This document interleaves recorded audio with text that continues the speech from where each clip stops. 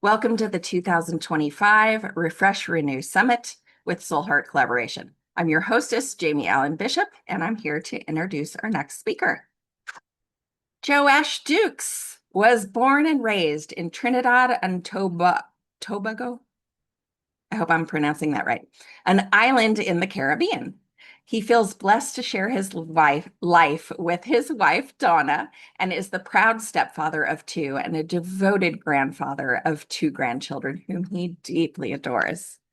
After pursuing a career in professional soccer, Joash dedicated over 40 years to coaching and developing younger players, shaping lives both on and off the field.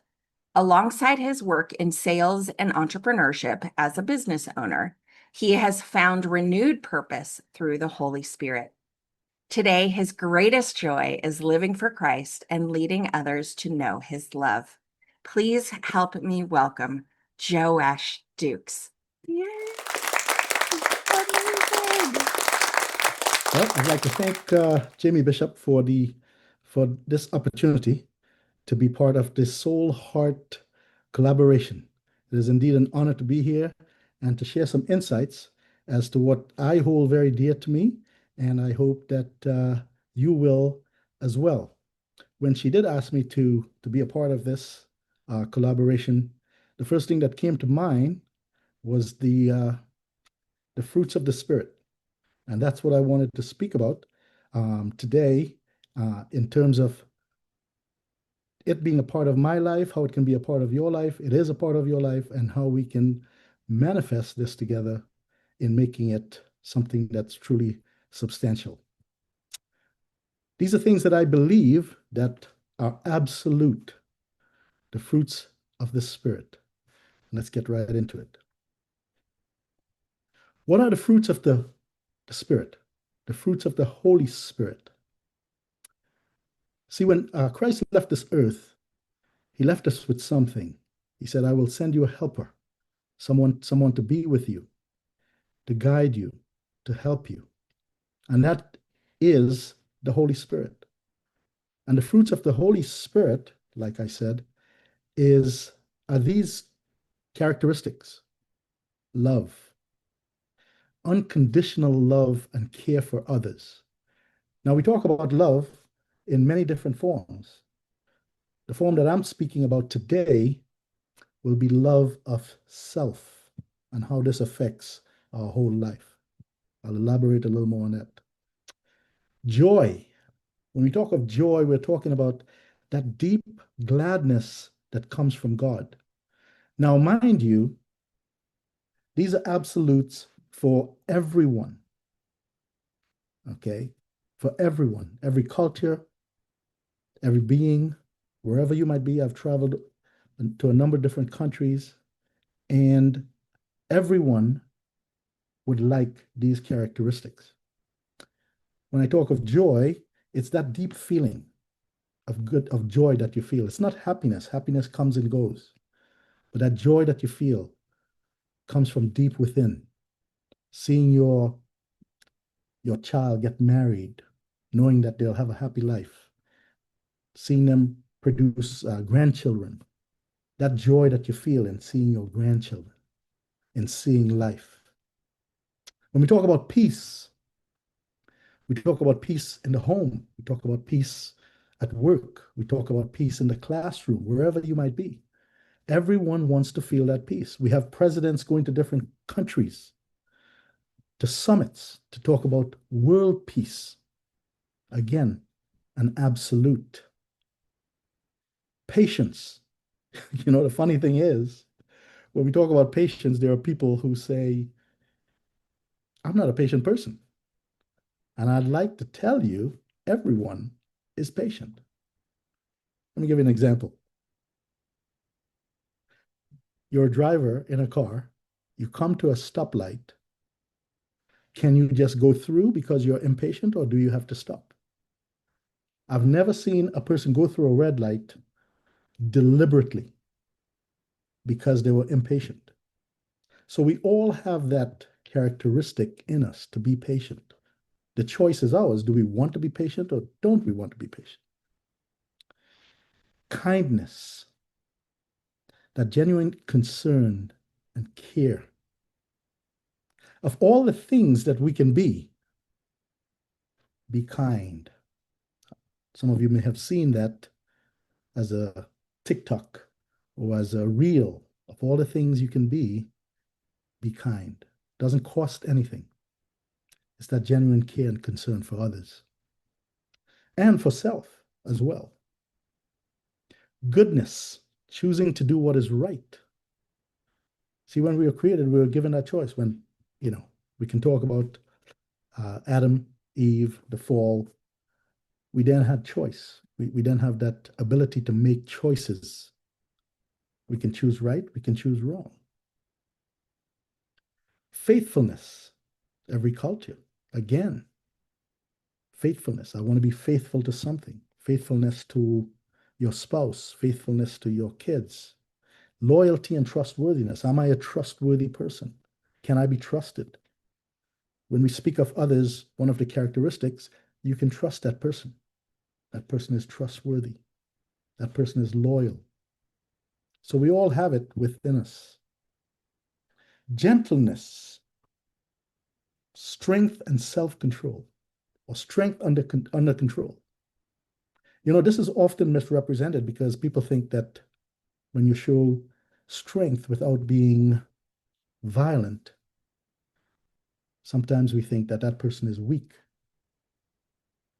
because they're gentle. But it's a characteristic that we all can aspire to, being gentle. And then self-control. Again, self-control is discipline over desires. I must tell you, I have to show a lot of self-control when it comes to ice cream. If you're like me, discipline definitely has to be at the forefront. I would like to say I love ice cream. I know most of you do also. But self-control. Do I want to control my weight? Do I want to be healthy? These are the questions I have to ask. The disciplines I have to show. Yes, I would like to be healthy. So I can only eat it on the weekends. So again, why are they important? Why are these things important? Well,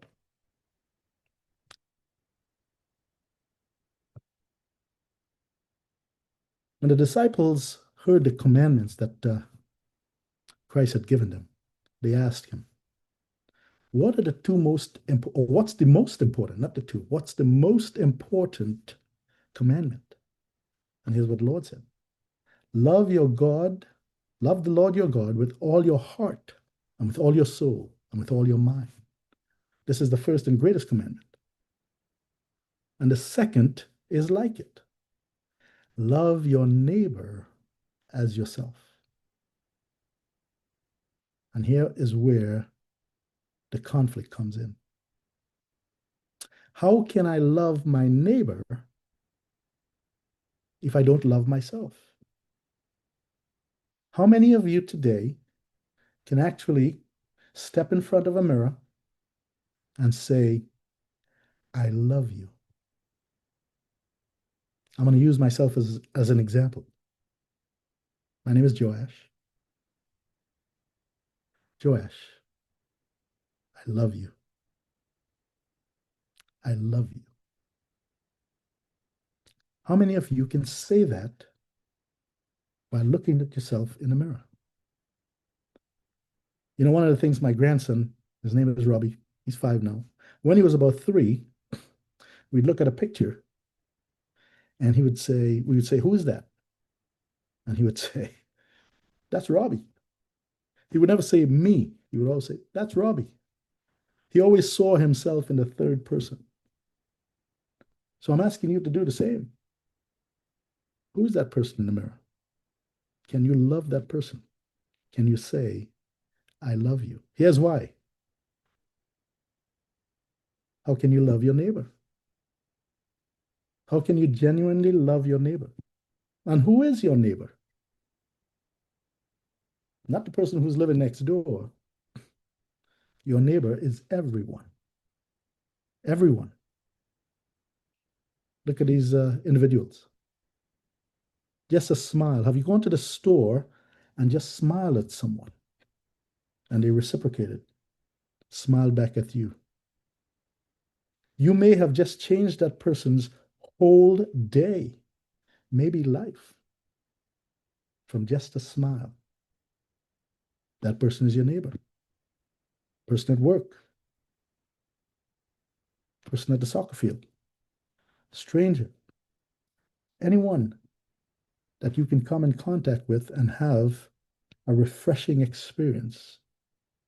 Good morning. How do you do? Anyone.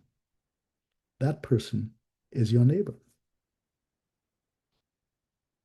Can I love my neighbor as I love myself?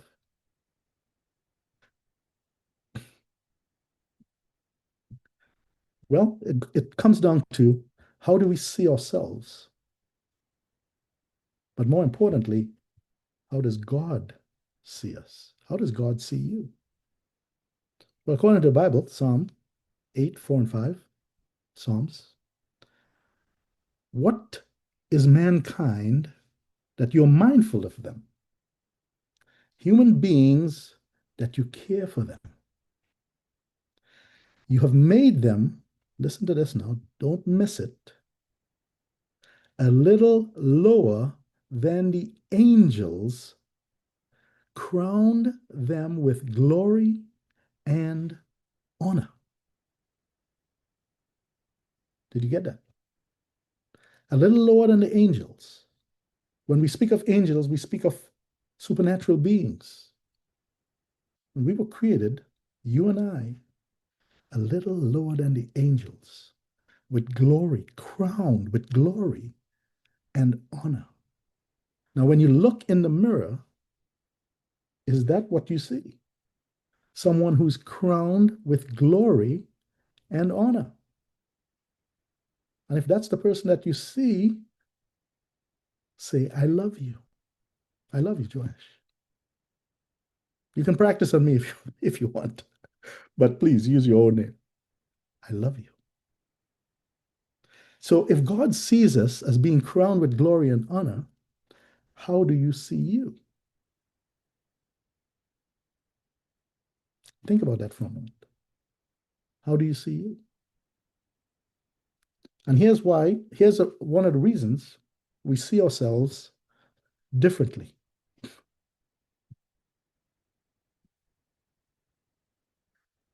See, what affects how we see ourselves? Well, it's the language that we speak, the words that we speak.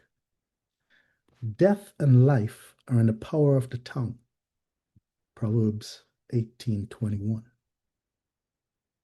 See, words have power. Words shape our realities. They can bless or curse, build or destroy. They can bless you, curse you, build you up, or destroy you. And there's no, I believe there's a reason for death being the first and then life after. Death and life. It could have said life and death, but it says death for a reason. Think about the language that we speak every day. Is it life or is it death? Do we speak more death during a day than life? Yes, the negativity. We see so much negative stuff in the media, social media, TV, news. We speak death all the time. But more importantly, how do you speak to yourself? The words that you say. I hate myself. I hate my job. I hate my life. Right? These are the words we speak. Words reflect the heart. What comes out of the mouth reveals what's inside of us, what's inside our heart. They shape our reality. Careless words are accountable. We may think, oh, I'm just joking, but I'll show you the power of words in a moment. How do you make others feel with your words? Affects our reality. Gentle words bring healing. Do I use my words to heal myself? I am a good person. I love myself. I'm amazing. I am 6 feet tall. I'll show you how that relates in a moment. Words. A gentle answer turns away wrath, but a harsh word stirs up anger. How many times could you have said something gently and it came across harsh? Maybe to someone you got in an argument with, maybe a son, daughter, grandkid. And then you realize, oh my God, I could have said that differently. Right? How do I make somebody feel?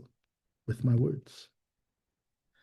Words should glorify the Holy Spirit. Let your conversation be always full of grace.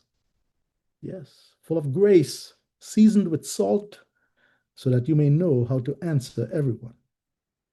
Again, we go back to patience. If I have patience, if I think about my answer, maybe I could divert some anger and use words of healing instead of words of that would cause strife. Let me show you how this works.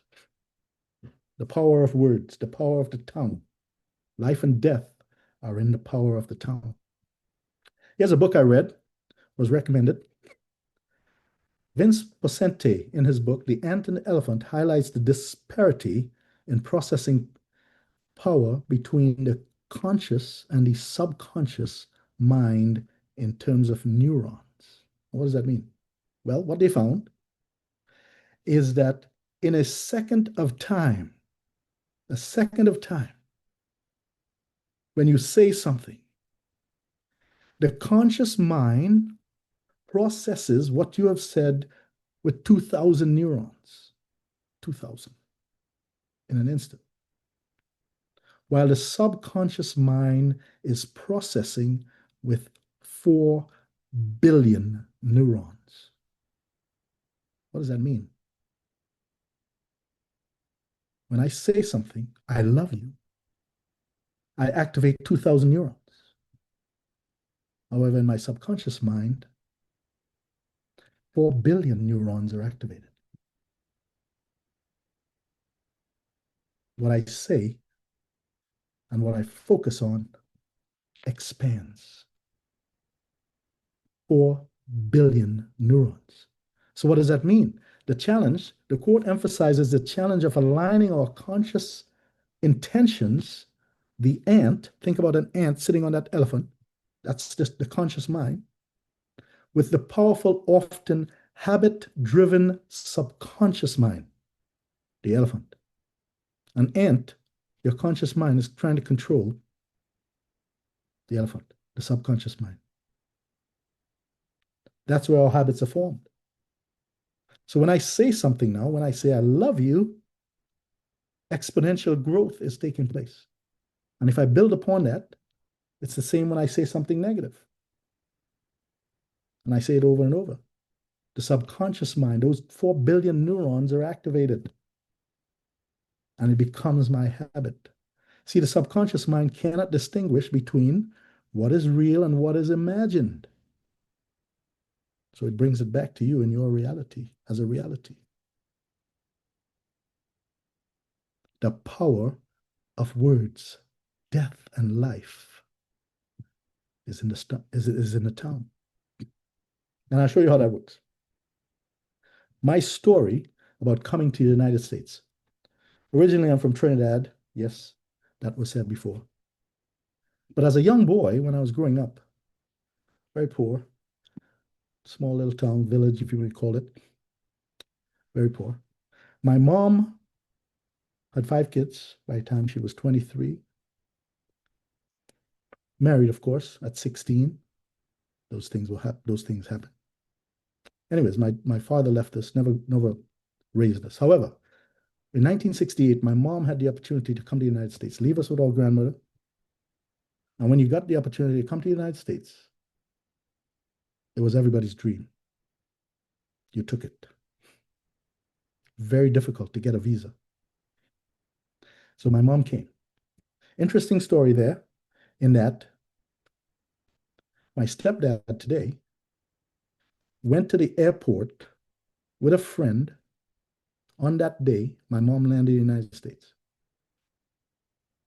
They went to pick up a friend, saw her, offered some help, fell in love, I guess. Island girl, yes. Fell in love, offered her some help. They've been married for 51 years now. But here's the story. While that was happening, I was back in Trinidad. Around age 13, 13 and a half, somewhere in there, we used to often talk of coming to the United States. We used to dream about it, but I took it beyond that. I didn't have any formal training into visioning and using the mind. But again, I call it the Holy Spirit taking effect. I used to lay in the street in front of my house. It was 5 o'clock in the afternoon, no cars. You very rarely saw a car after 5 o'clock. So I would lay in the street in front of the house and I would dream. I would just dream, close my eyes and dream of coming to the United States. Envision, see it, feel it. We had no money, lived very poor, no shoes. I went to school bare feet, all these kind of things, but that's another story. But I would dream and I would dream and I would vision. Long story. My stepdad came to Trinidad in 1974, right? We'd written to each other, but never asked about coming to the United States, never asked about those things, never talked about those things. And when I think it was 14, I had turned 14. One night sleeping, I used to sleep on the floor next to my grandmother's bed. And I remember distinctly saying to her, when I turn 15, I will be in the United States. With no possible way. We never talked of getting a visa because it was very, very difficult. We had a neighbor who had tried for many, many years to get a visa, was always turned down. We never talked about it. It wasn't, reality. But I could dream. And lo and behold,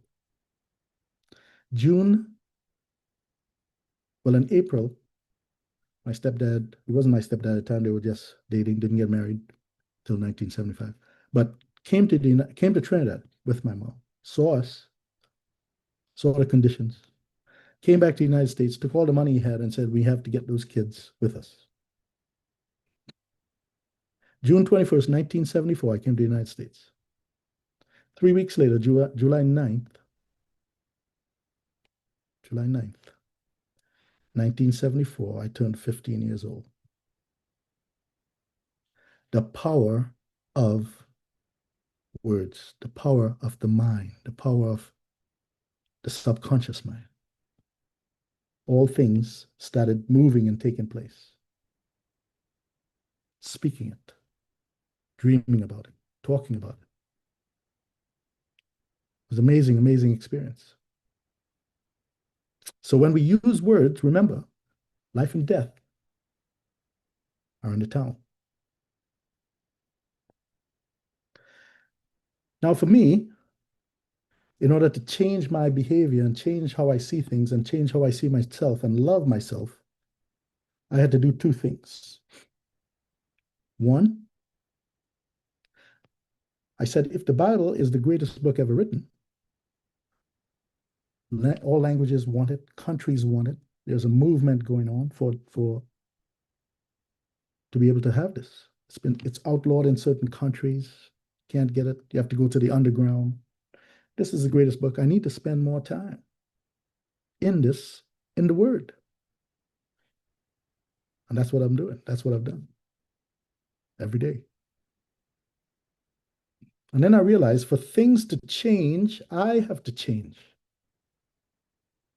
I have to change. How do I change? How do I change me? Well, knowing that the fruit of the Holy Spirit live in me, I have to become. And if I live like the Holy Spirit is living in me, I will affect change. See, because you can't deliver what you don't already possess. How can I ask, how can I love someone if I don't possess love? How can I be joyful if I don't possess joy? I have to possess these things in my being. I have to become those things. So then I could share it with my neighbor, love my neighbor as myself. And here are the absolutes that I know that I possess and that yours as well. We have joy. Well, obviously, love and everything surrounds love. Joy, peace, patience, kindness, goodness, faithfulness, gentleness, self-control. I have it. You have it. Everyone has it. It is our choice. I cannot give it unless I have it for myself. And I see myself in this light. I become this person. So here's what it is. Here's one of the other things that I did. I do have a personal coach. I recommend a personal coach for everyone because it's very, very enlightening.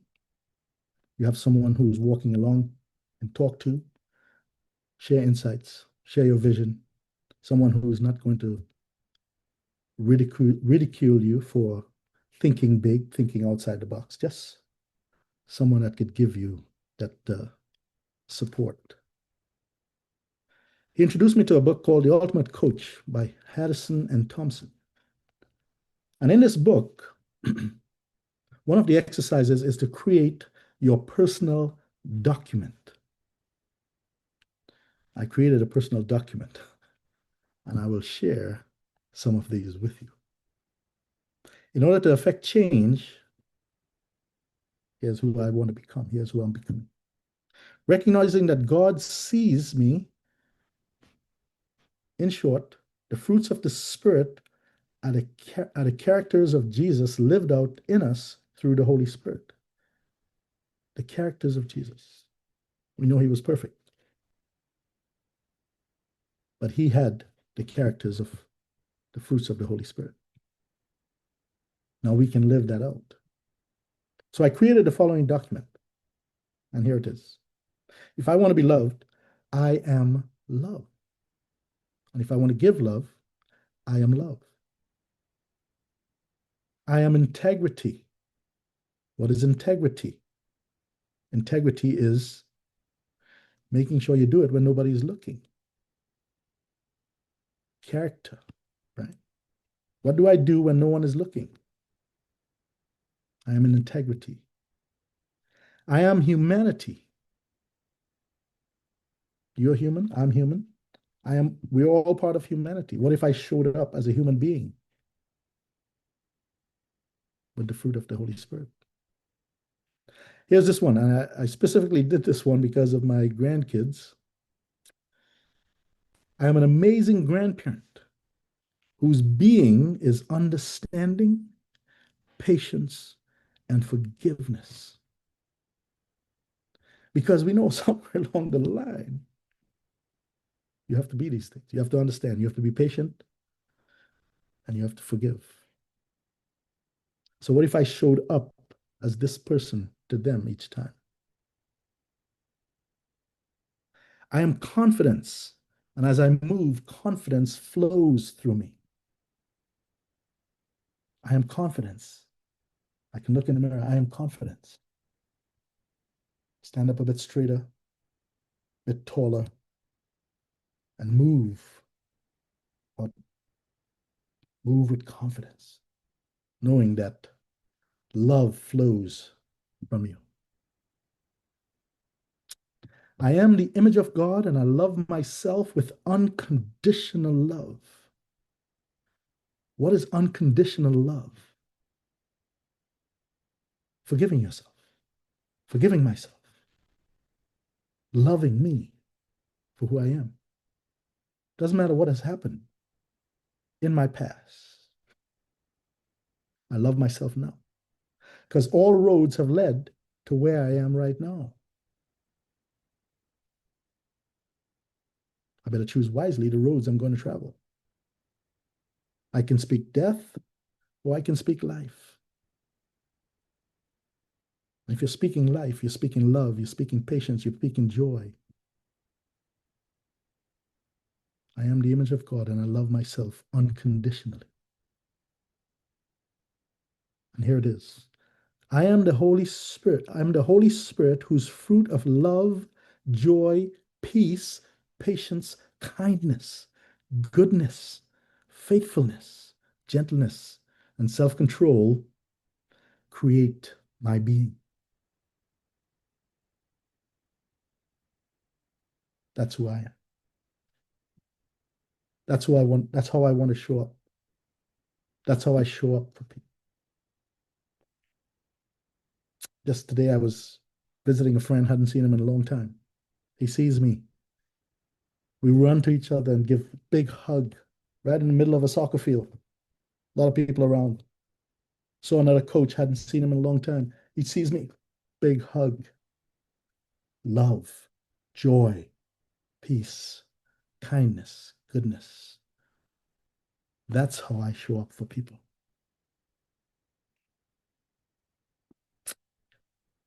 And you know what? When I do that, here's what I've learned. This is a quote by Maya Angelou, famous author. I've learned that people will forget what you said, people will forget what you did, but people will never forget how you made them feel. In order for me to make people feel good, I have to feel good. I have to feel good about myself. In order for me to show them love, I have to be loved. How do I make them feel? And you know, being in sports, we hear of studies that are done. And there was a study that was done between professional athlete, soccer player, football player, NFL player, and Division One college student. And they were asked, what is the most important thing about a coach? And each one said, wasn't the money, wasn't the fame, wasn't the accolades, how the coach made them feel. Because being a coach myself, I've coached soccer for many, many years, coached kids, many kids, high level.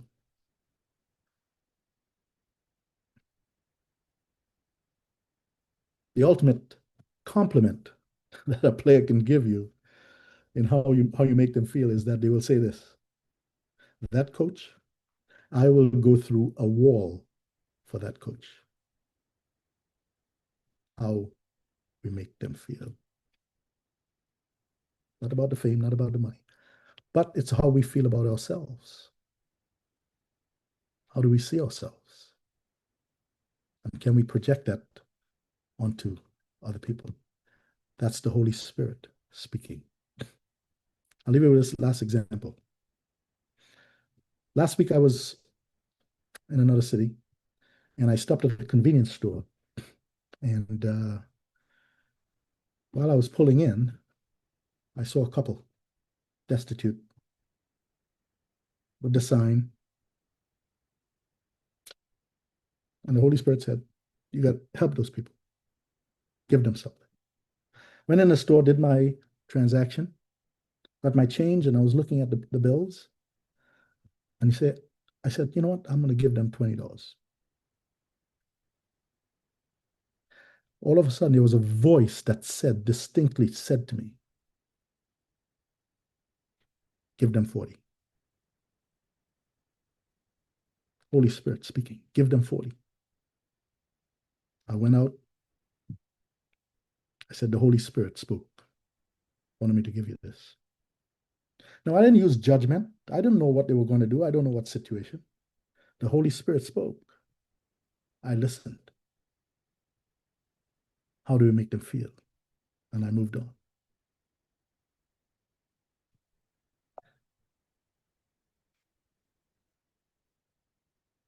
This is what I would like to leave you with.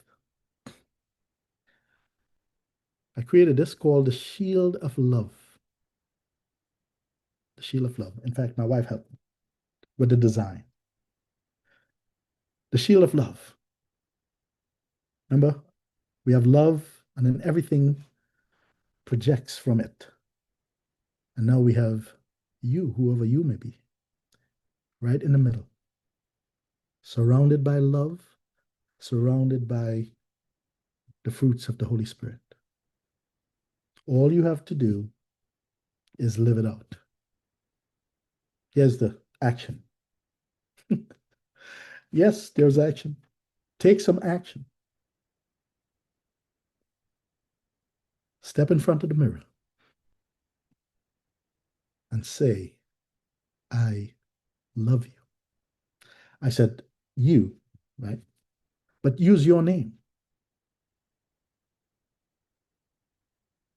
I will demonstrate again. Joash, I love you. You are amazing. I love you. Thank you very much. I hope that brought something to your life today. The intent is to create some feeling, create some another reality in terms of what you already have inside of you and how you can show up for your family, for your job, for your friends, for your spouse. If you love yourself, it reflects and it's easier for people to love you. Thank you very much for your time. I look forward to sharing again with you soon. Take care. And again, I thank Jamie for this opportunity to be able to be a part of this collaboration. Again, my name is Joash Dukes. God bless you and have a great day, night, or whenever you're seeing this. Thank you.